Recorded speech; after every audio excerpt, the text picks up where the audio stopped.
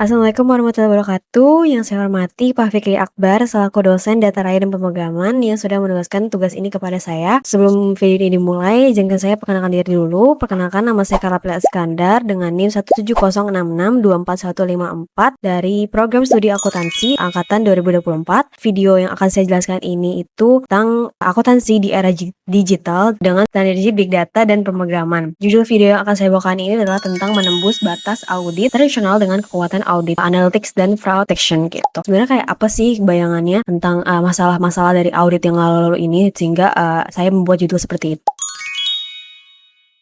Bayangkan kalian semua harus mencari selembar kertas yang salah di dalam sebuah gudang raksasa, dan inilah tantangan audit tradisional yang masih menggunakan metode yang namanya sampling. Dan dari 1 juta transaksi tersebut tuh kita mungkin hanya memeriksa 100, dan risikonya kecurangan atau fraud sering kali tersembunyi di dalam 999 transaksi yang tidak kita periksa gitu. Lalu jadi judulnya sendiri audit analytics software ini benar-benar mengubah skalanya gitu dengan menggabungkan metode audit ini dengan data raya atau big data yang akan kita lakukan gitu. Dengan alih-alih mengambil sampel, alat seperti kayak ACL atau IDEA memungkinkan memproses 100% populasi data gitu. Jadi nggak ada lagi data yang tertinggal hingga kita bisa menghubungkan data dari sistem penjualan, gudang, hingga HR secara instan. Lalu, gimana cara software ini tuh sebenarnya menemukan kecurangan gitu. Jadi, kalau dari yang kayak breakdown itu ada 3 metode, yaitu gimana algoritma memeriksa distribusi angka secara matematis, dan jika ada manipulasi angka, pola ini akan menunjukkan anomali. Yang kedua ada duplicate testing, di mana mencari pembayaran ganda ke vendor atau nomor rekening karyawan yang sama dengan vendor secara otomatis. Metode ketiga itu ada outlier analysis gitu, di mana mendeteksi transaksi yang dilakukan pada jam yang nggak wajar, misalnya kayak jam 2 pagi di hari libur. Nah itu kan nggak make sense gitu. Jadi ada yang namanya outlier analysis gitu. Lalu ini ada visualisasinya dengan infografis red flags detection gitu.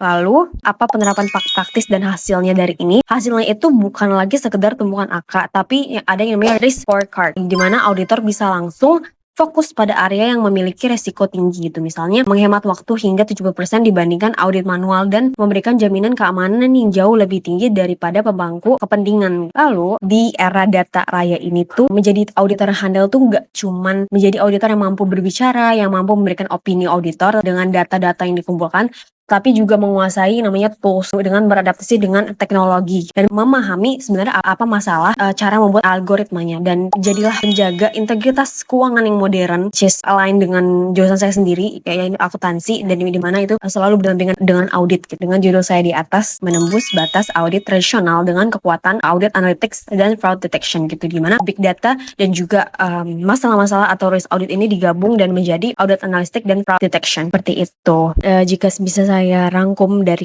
semua penjelasan saya ini, sinergi antara permasalahan audit dan juga teknologi ini mampu mengubah akuntansi menjadi analisis data yang benar-benar strategis gitu, di mana pemrograman itu dan akuntan itu bisa mengolah big data yang secara masif tanpa keterbatasan Excel gitu. Dan dalam praktiknya, teknologi ini memungkinkan audit analytics untuk memeriksa 100% akuntansi dan transaksi dan bukan lagi sampling secara real time gitu, dengan menggunakan algoritma cerdas dari big data dan software seperti kayak ICL ataupun Power BI dapat mendeteksi pola kecurangan atau fraud yang saya mention di detection fraud ini dan anomali secara instan, sehingga akuntan beralih peran menjadi pengambil keputusan yang lebih akurat dan preventif. Seperti itu.